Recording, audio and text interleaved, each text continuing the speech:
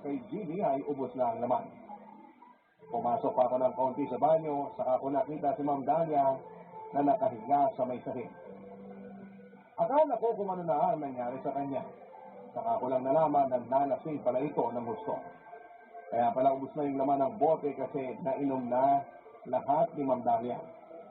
Nag-decide ako na buhatin siya palabas ng banyo at papasok sa kwarto nila. Hiniga ko si Ma'am Dalia sa kama nila at saka ako umalis. Dumiretso na ako sa kwarto ko at natulog na rin papadudo. Pero ang tagal, bago po ako dinalaw ng tok ng mga oras na yon, hindi ko maalis sa utak ko ang mga nangyaring eksena ng buong araw na yon. Mula sa pagdating at mga nasaksihan ko sa opisina ni Jimmy, hanggang sa naihiga ko na si Ma'am Dalia sa kwarto nila ng gabi yon, papadudo. Barangay Love Stories. Barangay Love Stories. Maaga rin akong pumunta sa training ko pero mas maaga akong nagising para mag-impake. Pagdating ko kasi sa bahay ni Jimmy galing opisina, ay nag-unpack na ako ng mga gamit bago kami maghapunan. Nag-decide ako na ibalik lahat ng mga gamit ko sa maleta papadudo. Kasi sa totoo lang ay hindi ko kaya ang sitwasyon sa bahay na yon. Kaya umalis na lamang ako at nagrenta na lamang ng kwarto. Total may budget naman talaga ako na pang-upa na bigay ng kumpanyang pinapasukan ko. Bago ko umalis ay nagluwan din ako ng note na kunwari ay biglang tumawag ang kumpanya at binigyan kami ng matitirahan namin na mas malapit sa building na pagtatrabahuhan ko. Sinabihan ko na lang din si Papa na kailangan na mas malapit ako sa opisina para din hindi na siya mag-worry sa nangyari kung bakit ako umalis sa bahay ni Jimmy. Hindi naman ako nahirapan na magpaliwanag kay Papa. Naintindihan niya na mas maganda talaga akong malapit ako sa pinagtatrabahuhan ko at ang laki din ng magiging tipid ko sa pamasahe.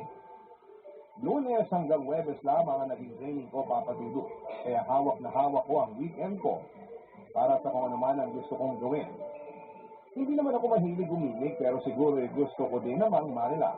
Kaya isang gabi ay lumabas ako at nagpunta sa isang ginikan. Pagpasok ko ay dumiretso ko mismo sa bar papadudo. Habang umu-order ako ay may nabinig akong isang pamilyar na boses mula sa isang mesa sa likod ko. Sir, isang bottle pa nga ng wine, please. Ma'am Dalia, Oh, okay. Pinagdandan mo ba ako? Ay, teka. Inutusan ka ni Jimmy, ano? naku hindi po. Sandali nga. Napansin ko lang, ha? Si Jimmy, tinatawag mo lang na Jimmy. Tapos ako, hindi hamak na mas matanda sa akin si Jimmy. Pasensya na po ma'am. Yun kasi ang gusto niya itawag ko sa kanya. Tsaka ayaw niya rin na pinupo ko siya. Pwes, tawagin mo lang akong Dalia. Tapos, ano na yung paggamit ko lang to sa akin? Okay. Ako ngayon, sabayan mo ako uminom. Mupo nga dyan. Hindi ba parang marami ka nang nainom? Pangalawang bote pa lang to. Kita mo, parang sinasabi mong mahina akong uminom, ah. Hindi naman yun ang ibig kong sabihin, pero hinay lang. Kasi baka malasing na naman kayo kagaya ng isang gabi. Ha? Anong isang gabi? Ay! Ikaw ba nagalit sa akin sa kwarto nun? Oo. Ayun!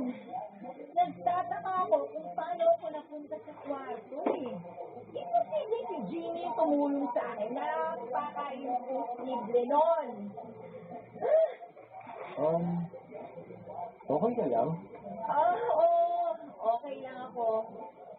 O nga pala, bakit ka umalis sa bahay? May binigay kasi sa amin na matitirahan Huwag kaya... mo na ako lokohin. Hindi ako kasing babaw ng asawa ko, no? Kung siya naniwala, ako hindi. Ano namang hindi ka panipaniwala ron? O sige, sabihin na natin na totoo na may pabahay para sa inyo sa pinagtatrabahuhan mo.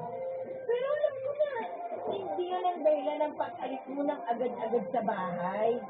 Ha? Ano pa bang ibang magiging dahilan ng pag-alis ko? Sabagay, kung ako rin naman ang nasa katayuan mo, aalis ako kung ganun kagulo ang bahay na titirahan ko. Di ba? Ay, oo. Ay, pasensya na ha. Kasi ikaw nagulo namin. May itatanong ako. Huwag kang magagalit ha. Oo, sige lang. Bakit ka pumapayag na ginagano ni Jimmy? Hindi ko rin alam eh. Siguro, mahal ko siya. Pero ilang taon nang nakalipas nung maramdaman ko na unti-unti na siyang nanlalamig sa akin. Pero nilabanan ko. Kasi mahal ko siya eh. Pero nung dumating ka, pinarealize mo sa akin na ang tanga ko pala. Ha? Pinarealize ko? Paano?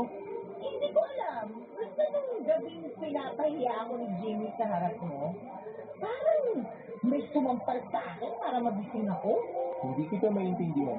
Huwag mo nang intindihin. Minom na lang tayo. Cheers!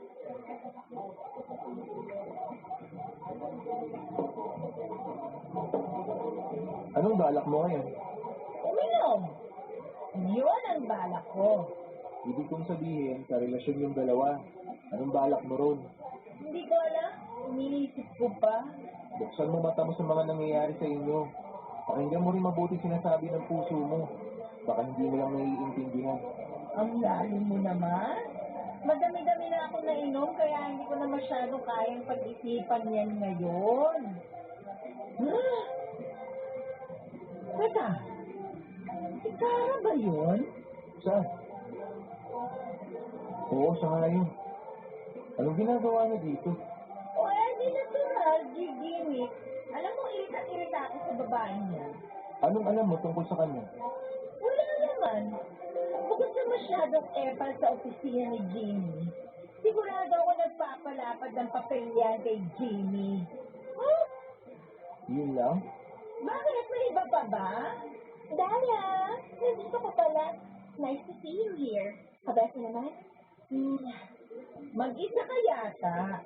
Oy, may kasama ako, no? Pagdating na yon. Tara, pwede ba kita makausap? Sure. Ano yan? Doon tayo sa labas.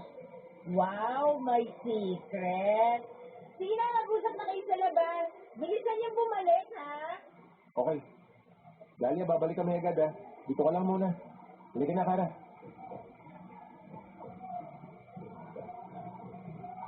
Importante ba yung sasabihin mo?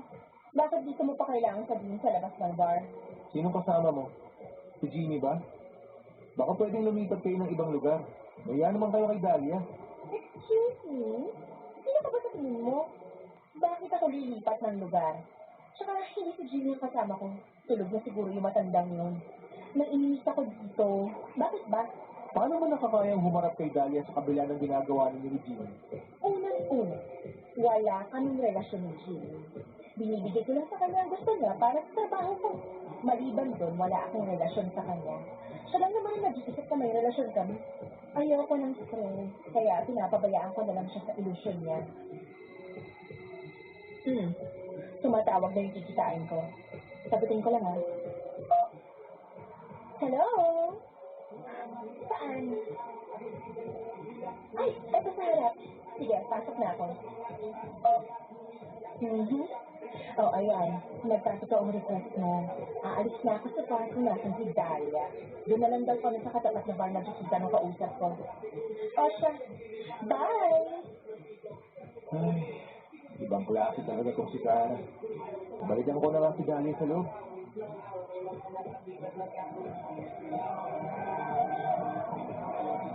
Oh, nasaan yung litag na kasama mo? Doon na lang daw sila sa tapat na bar magkikita ng kausap niya. Matanong ko lang, bakit ba naglalasing ka? Pinababagay pa yung lasing ako. Akin ang susi ng kotse mo. Iatid na kita. Wala akong dalang sasakyan. Maglalasing kasi talaga ako ngayong gabi. Kailangan dala ng sasakyan, no? Sabagay, maganda ka na hindi ka nagdala ng sasakyan. Basta iatid na kita. Magbubuk na ako ng sasakyan natin. Mamaya, aga pa eh. Lasing ka na. Madami pang